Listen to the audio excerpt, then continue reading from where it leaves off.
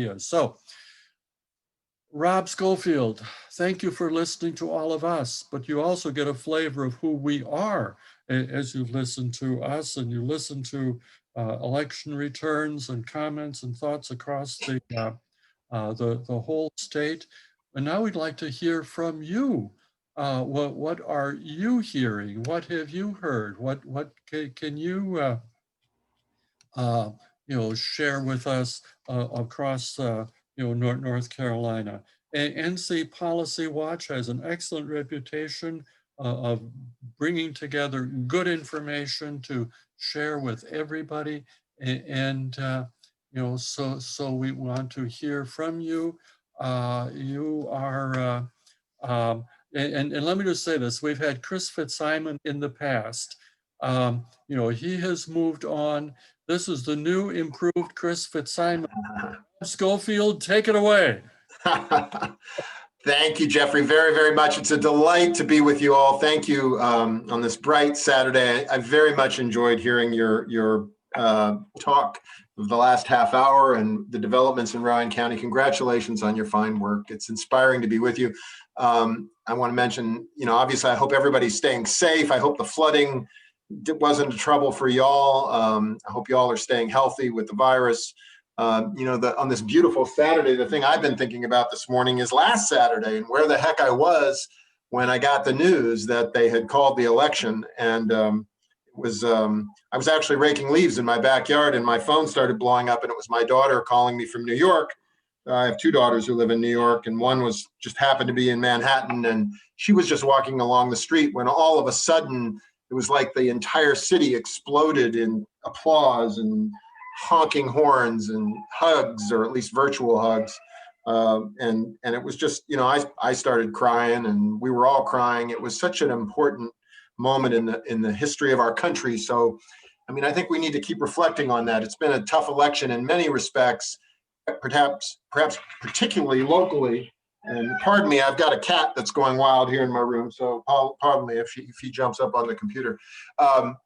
But we need to keep that in mind, what an important day that was and what an important moment in our history that was. I want to say 2 seconds about NC Policy Watch. That's right, I don't have the amazing voice that Chris Fitzsimon, the deepest voice in North Carolina politics, used to bring to these discussions. Chris is my longtime partner and friend at Policy Watch. We worked together for, close to 15 years. Chris has gone on after founding Policy Watch, initially as a commentary shop, and then later having the brilliant idea to turn it into a bona fide journalism organization. As we see the demise of traditional news media across the state and across the country, we now are a fully fledged news operation with as many reporters covering state government here in Raleigh as they have at Raleigh's News and Observer. And indeed, we just hired Lynn Bonner, who's a 25-year veteran of the News and Observer, who just started at our team.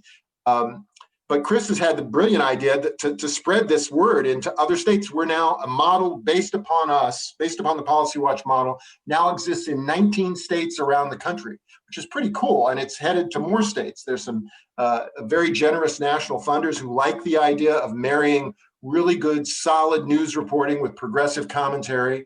And there's the Georgia Recorder, there's the Tennessee Lookout, there's the Virginia Mercury, there's the Colorado Independent. There's a whole series of these outlets across the country. They were covering the election, covering the vote count in recent days. And so if you go to statesnewsroom.com, that's our national affiliate now, you can check out all those outfits from around the country. You can get some really outstanding local reporting of the same quality we produce at NC Policy Watch. And we're at ncpolicywatch.com. If you want to subscribe to our newsletters, we've had an explosive growth in our subscription, which is very heartening this year during the pandemic. We're now well over 50,000 people are getting our newsletter a couple of times a week. We also do twice daily mailings for a somewhat narrower audience of our true devotees. Check us out. We'll fill up your inbox. It's free. And we welcome your comments and contributions if you feel inclined to write something for us at some point. So that's what NC Policy Watch is all about. But obviously 4 years ago, I spoke to a lot of groups like this right after the election, and it was a time of great intensity. And I know y'all remember how you felt as if there was sort of a genuine emergency had befallen our country. The Trump election, the various outrages that took place in the interim between the election and the inauguration. I remember just feeling as if I'd stepped through a looking glass as I watched a press conference of our president-elect 4 years ago, having to answer questions about whether he had been blackmailed over prostitutes in Russia. I mean, it was just a stunning, just cringe-inducing moment that just seemed unbelievable. And people were angry and motivated and ready for action, and they've rightfully stayed that way. And I know that's been the case in Rowan County.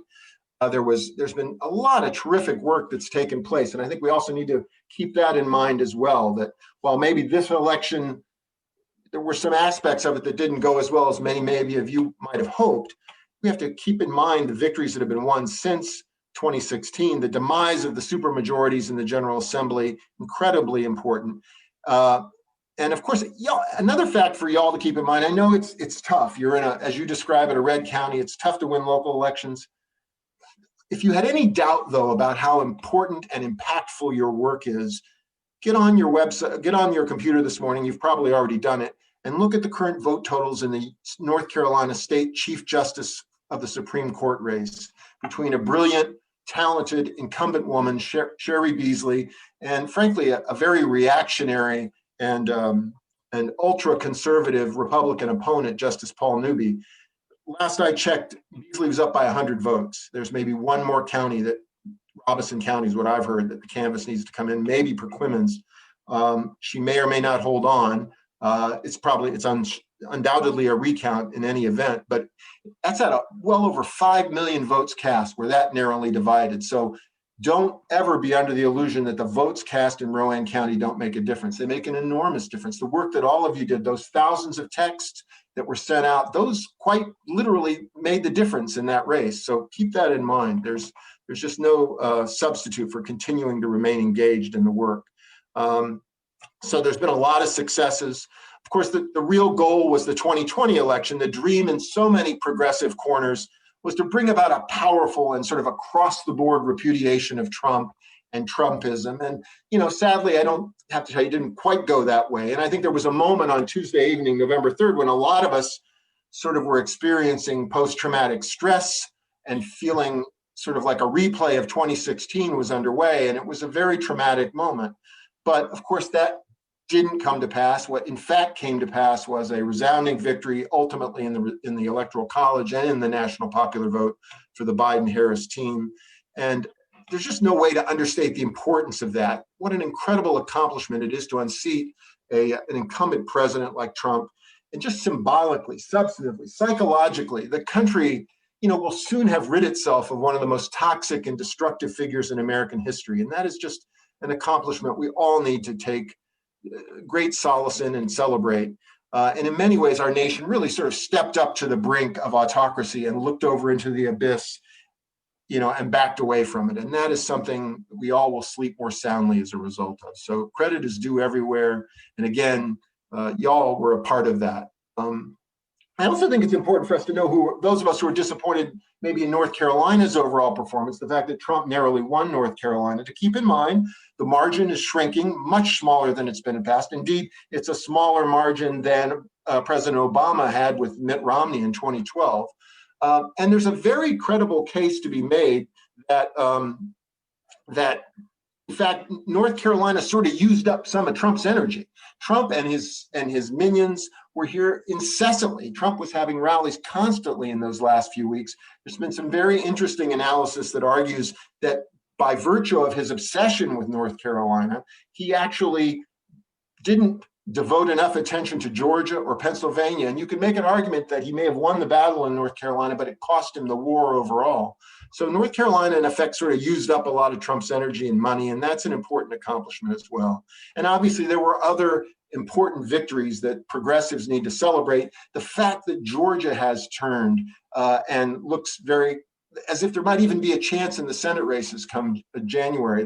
That I really think that Georgia, Virginia, that's kind of our future in North Carolina. I'll talk more about that later. Obviously, North Carolina is sending two very progressive Democratic women to Congress. We've only sent six women previously in the history of our state to Congress, both Senate and the House together combined. With Deborah Ross and Kathy Manning going, obviously that's a huge improvement in the delegation. And we saw Governor Cooper's very solid win, the defeat of a truly reactionary and dangerous politician in Dan Forest. That's another important victory. But of course, the results were mixed. The Tillis's victory, the fact that the U.S. Senate is going to be a challenge to take control of, the shrinking progressive majority in the U.S. House. And of course, here, I don't have to tell you that the General Assembly was really a bitter disappointment. You all witnessed that in your area. The margins continued solid for the Republicans. Council of State, a lot of surprising and unfortunate defeats there. In particular, I think this fellow who's been elected lieutenant governor is a truly frightening figure and someone we're going to have to pay very close attention to, Mr. Robinson. And the courts, also a very disappointing outcome with this possible exception of Chief Justice Beasley hanging on. Although even if Beasley were to be defeated, it's important to note that the Democrats would remain a 4-3 majority on the state Supreme Court. So what the heck happened? Why did it happen this way? What were all the efforts of progressives for not? And obviously, I think that weren't. Again, you have to really reiterate how critically important it was to remove Trump. You know, Mitch McConnell and Lindsey Graham, they may be willing to try and implement some of his destructive approach, but they're not Trump. And no one in modern U.S. history has had the kind of weird, visceral, cultish, populist in the negative sense of the word, connection and given license to would-be conservative voters like Trump, not even Ronald Reagan. And I'm really not sure it can be replicated by anyone else that's on the horizon. This has really brought home to me in recent days. I wrote a column about this earlier this week, and it's been stunning. We sent out a story last Saturday, just a straight news story. Biden declared the victor by Associated Press and other news agencies. And I got my inbox and my email box just filled with expletive, hostile emails from Trump supporters, words I won't repeat to you, saying that this was an abomination, that it meant civil war now, and these kinds of things. I mean, I think that shows the sort of depth of connection, weird, visceral connection that Trump has with so many people on the right, and that I think will be very hard to be replicated in years ahead. So again, there's not really any other figure who can generate this kind of weird passion. Obviously, from our perspective, it seems utterly inexplicable that someone who's so blatantly a dishonest, corrupt individual could inspire that kind of support. But we can't deny that it's real and it's there, and it's an enormously happy development that he will be out of the picture, at least formally. Another explanation I think we need to keep in mind is the pandemic. And it's not because I think there was some sort of broad swath of voters in North Carolina who supported the president's pathetic performance on the pandemic. To the contrary, I think most voters are very strongly in support of reasonable policies there. But there's no denying the fact that the Republicans made a decision to throw caution to the wind and to basically sacrifice lives in order to try and win the election. There have been studies that have literally shown hundreds of deaths can be attributed to the rallies that Republicans have had around the country, and a lot of them here in North Carolina, in which there wasn't social distancing, in which people weren't using personal protective equipment. And that was enormously, it was reckless and dangerous and irresponsible, but it was effective. The Democrats were not willing to do that, were not willing to risk people's lives. They took the responsible position. But I could sense it in the last couple of weeks here in Raleigh that there was just a buzz, that it was generating enthusiasm amongst Republican voters late in the campaign that the Democrats had trouble matching. Democrats flocked to the polls with a lot of early voting, a lot of by mail voting. But a lot of the people who Democrats might ordinarily have rallied to the cause in the later days of the election, particularly in urban areas like where I live, there weren't those rallies that brought those sort of, semi-dedicated Democratic voters out to the polls in the final days. And that was something that the Republicans were able to capitalize. And so in a state that's so narrowly divided, in which the generic vote broke basically 51-49, on things like the courts, that shows you how close it was. And I think it's arguable that it would have been different had it not had that factor in play. And then, of course, there's the Cal Cunningham factor and his unexpected flame out. I don't know whether it was decisive or not. North Carolina very rarely splits the ticket where it votes for a president of one party and a senator of the other party. It's been 50 years since that happened, more than 50 years. But it sure didn't help. It definitely dampened enthusiasm on the Democratic side. I certainly heard it amongst all the progressives I know and hear from here in the state capitol, that people were angry at Cunningham and frustrated and felt, somewhat betrayed. And, it's a sad development. I feel bad for everybody involved with the situation. I'm not here to beat up on Cunningham, but I don't think we can deny the fact that it played a role. And in such a close election, it just shows you there are a lot of wild cards, a lot of breaks in the game, and there's some things you just can't control. So again, not really worth beating. Democrats don't need to be beating themselves up too badly over the fact that the election didn't go quite as well as they might have hoped for. What now? What happens going forward? It's obviously a very tough situation. We're likely to have a lot more gridlock, both here in Raleigh and in Washington. There's a lot of litigation lying ahead in all likelihood. A lot of court challenges to various laws. Certainly when it comes to redistricting, that remains an enormously important issue. And I should also add, with respect to the outcome of the election, I think it's worth noting again that despite the fact that there were some improvements to the maps here in North Carolina, they remain badly gerrymandered in favor of Republicans. In fact, in the North Carolina House, Democrats got 53% of the vote, but won only 43% of the seats. Now, that's just a clear example of how the maps remain badly gerrymandered. That's going to be a continuing theme in the next decade. We can fully expect the Republicans to continue to try and stick to that plan because that's what keeps them in power. There'll be more court challenges, more litigation over that, more fighting. Obviously, there is a desperate need for nonpartisan redistricting in our state, as some other states have moved toward. We'll see whether there's any movement on that. I'm not holding my breath in the near term. And obviously, the 2022 and 2024 elections look a little fuzzy, a little cloudy right now. It's not entirely clear who Democrats who will rise to the top as the likely candidate for Burr's seat. Burr is retiring. We know that Mark Meadows, who is presumably recovering from his COVID infection, has been expressed as a possible candidate for that seat. He'll be a formidable Republican. A couple others have been mentioned. Democrats don't have an obvious person ready to run for that seat, so it'll be interesting to see how that plays out. And it's true, of course, that what progressives try to do is harder. Bringing together and sustaining a diverse, multiracial, multi-ethnic coalition that's built on issues and shared ideas is a heck of a lot tougher than keeping together sort of a non-diverse group built mostly on shared racial, religious, cultural issues, which I would argue is what really unifies so much of the right in our state and in our country. But ultimately, no one said this was going to be easy. Saving the country is likely going to take more than just a few years. It's a big job. And so there remain a lot of reasons for hope and optimism as we go forward. I think the most recent, somewhat optimistic news about the pandemic, even though we're in the middle of a crisis with respect to the pandemic, the fact there does appear to be on the horizon a chance for a vaccination and the possibility that we'll get it under control. I think that we know that will likely bring about the true renaissance in the economy, a flourishing in society that you would think would inure to the benefit of the Biden administration.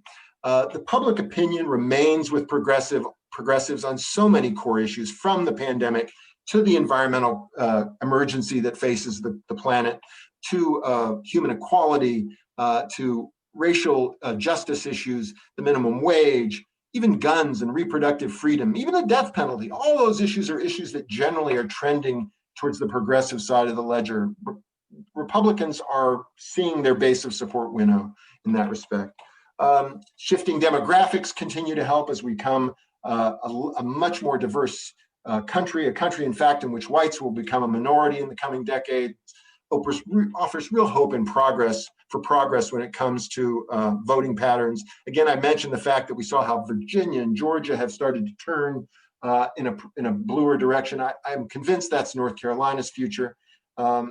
There's a lot of discussion about how directly to engage the far right, the people who sent me all those epithet-laden emails, the people who are devoted followers of Trump to the point of being sort of cultish. And I go back and forth on how much energy needs to be devoted to that. The reality is that there are lots of voters like that in California, in New York, and Massachusetts, but there aren't enough of them to make a difference ultimately. And I think that's likely our future as well. I mean, I do believe that that's a view that is continuing to shrink over time, that will continue to evaporate, if you will. So I think that's another thing to keep in mind, and not to get too discouraged when we're espousing a different point of view. Again, we don't have to convince everyone to change their mind, just enough people to win and get some policy victories. So, and I really do believe that when and if that happens, when progressives get full control of the levers of power and start to implement the kind of progressive policies that we need, frankly, to save our planet, to bring about much more economic equality, I think that that will pay off. I think it will convince voters who've been voting against their economic best interest on the right to see the light, if you will. So, bottom line, I'd say congratulations to you all for your fine work. I wish we could just take it easy now, but as has already been alluded to, there's lots of work still to do. We never thought this would be a problem that would be solved overnight as much as we all might like to. You know, the last thing I'll remind you of is I remember in 2008 when President Obama won, and that night when he was in Grant Park in Chicago, and there were hundreds of thousands of people there, and I felt this just overwhelming sense of, thank God I lived to see this, an African-American president. Our country has finally turned the page. And I think a lot of people felt that way. And then they went back to their lives and started ignoring politics and sort of abandoned the Obama administration and allowed them to be run over by the right-wing reaction that came in response to his election. And if there's a lesson we took from that time, is that now is not the time to rest. Biden and Harris and the Democrats in Washington and in Raleigh are going to desperately need more activism, more help, more support. So as much as we might like to just go back to our own old lives and not pay attention to politics, it's just not an option right now. We've got to stay engaged. So I hope you'll check out NC Policy Watch. That's a good way to keep up with what's going on in news and politics in our state. Again, we'd welcome your contributions and comments to the work we do. I look forward to hearing from you and talking more going forward. And I'd be happy to answer any questions that anybody might have. Thanks very much, Rob. And we appreciate NC Policy Watch and the way you are continuing to carry that banner, for us and to be the resource that you are. And I hear people talking about you and what you do. So, that's great.